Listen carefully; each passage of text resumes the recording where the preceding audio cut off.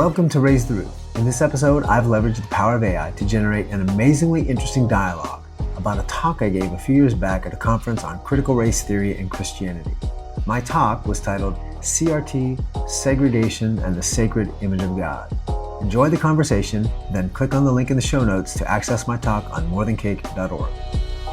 All right, so today we're diving deep into a pretty heavy topic, racial segregation, and how it connects to all the talk about critical race theory, CRT for short. Definitely a complex one, and yeah, it's front and center these days. No doubt about it.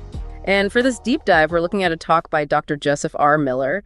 He starts off with this really personal story about his reaction to the 2015 Charleston church shooting. Yeah, that anecdote really grabbed me. The way his friend, who's into CRT, pushes back when Dr. Miller calls the black victims his brothers and sisters. It's like, whoa, right? Makes you think. It throws you right into the core issue.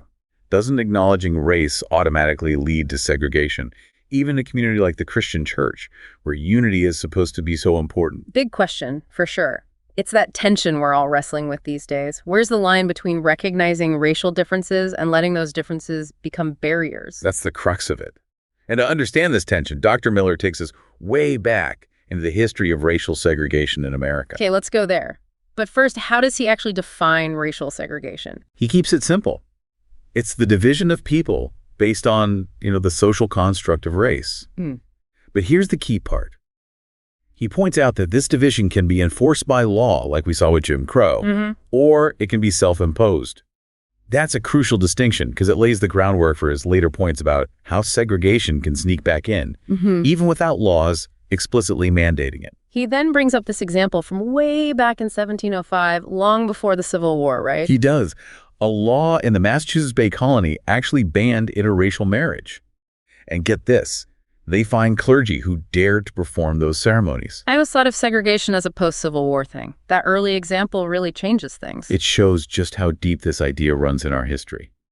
And as he goes on, Dr. Miller digs into the world of eugenics, which had a massive influence on segregationist thinking in the early 20th century. That's where it gets really fascinating for me, because I think a lot of people don't fully understand what eugenics actually was. Imagine a world where whether you could marry, have kids, even where you could live, was all dictated by your race. That was the reality of eugenics. It was all about selective breeding to improve the human race. It sounds like science fiction, but it was very real and had a huge impact on social policy.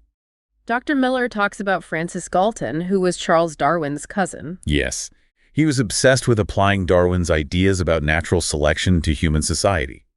He coined the term eugenics and believed we could reach racial purity through controlled breeding. It's pretty disturbing when you think about it. Chilling, for sure. These ideas caught on in the U.S. and were used to justify some awful policies. Like those laws against interracial marriage we were talking about. Yeah, exactly. By the 1930s, over 30 states had laws making it illegal for people of different races to marry.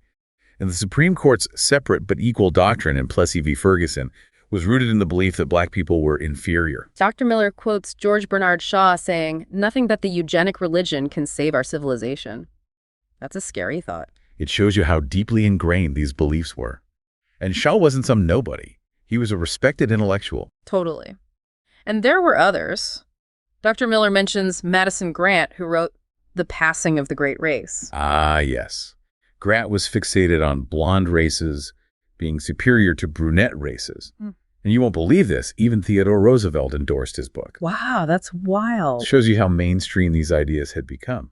Then there's Carlton S. Kuhn, the anthropologist. Right. He argued that races evolved separately, which led to this whole survival of the fittest situation where one race has to dominate.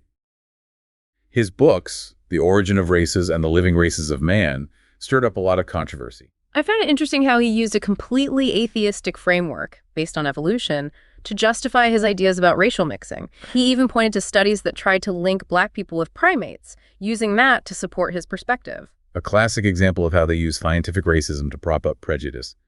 And unfortunately, as Dr. Miller explains, this wasn't just happening in the secular world. Many Christians got swept up in these ideas too. He uses Bob Jones Sr., the founder of Bob Jones University, as an example, especially his stance on segregation. Jones is a tricky one.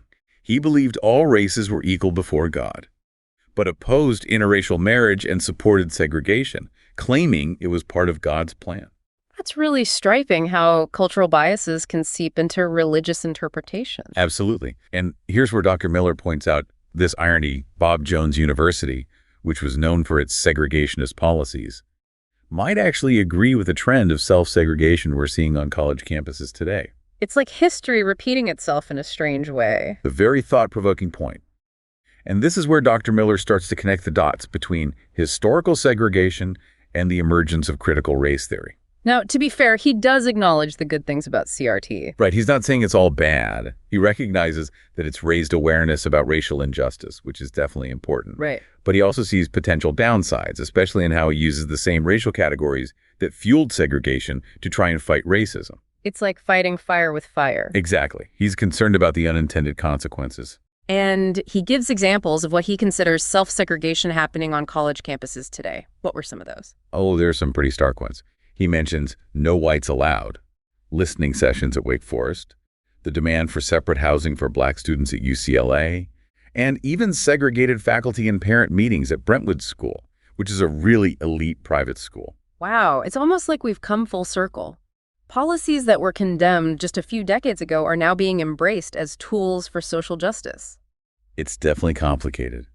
Dr. Miller draws a parallel between the motivations of old-school segregationists and modern CRT advocates, saying both believe that separating races can lead to something good. Of course, the justifications and the context are different, but he sees a similarity in the logic. It makes you wonder, are we accidentally repeating the mistakes of the past, just dressed up in different language? It's a sobering thought. It challenges us to really think about the long-term effects of our actions, even if we have good intentions. Absolutely. And this leads us to what Dr. Miller calls the biblical antidote to segregation. Okay, I'm intrigued. Tell me more. For Dr. Miller, the answer lies in getting rid of this whole idea of race as a social construct and embracing the biblical truth that there's only one human race created in God's image. The concept of imago Dei, or in Hebrew, B'Tselem Elohim. Break those terms down for me. What do they actually mean? B'Tselem Elohim literally means in the image of God. It's the basis for human dignity and unity. The idea is that every person, no matter their race, ethnicity, or anything else, carries this spark of the divine within them. That's a profound idea. And he uses it to analyze those slogans we hear all the time. I am a man, and Black Lives Matter. He acknowledges their importance in highlighting racial injustice, but he argues that they lose their power if we don't see them through the lens of B'Tselem Elohim. So he's saying, like, without recognizing the inherent sacredness of every human because they're made in God's image, those slogans become empty, just words. Exactly. They lose their moral weight and risk falling to the same trap of racial categorization they're supposed to be fighting against. So he sees this tension between these slogans and the focus on racial categories in CRT. He's basically saying that even when we use race to fight racism, it might ultimately lead us back to segregation in some form. That's the core of his argument. It's a delicate balance, and he's urging us to be very careful. He's not saying we should be colorblind, like ignore racial differences or the injustices that have happened. He acknowledges all of that. But his point is, focusing so much on race, even when we mean well, might accidentally take us right back to segregation. It makes you think about those college campuses where they have separate housing and events for different racial groups. Like, are they really creating safe spaces? Or are they unintentionally undermining the goal of a truly integrated society? Okay, so what does all this mean for our listeners, in everyday life? How can we actually apply this idea of B'Tselem Elohim to how we live and interact with each other? Well, I think it starts with a change in perspective. We need to stop seeing people primarily through the lens of race and start seeing them as fellow human beings, all carrying the image of God. It's about recognizing that worth and dignity in every single person we encounter, regardless of their background or how they look. Right. Yes, exactly. Yeah. It's not about pretending that racial differences don't exist or that everyone's had the same experiences, but it's about remembering that those differences don't define a person's worth.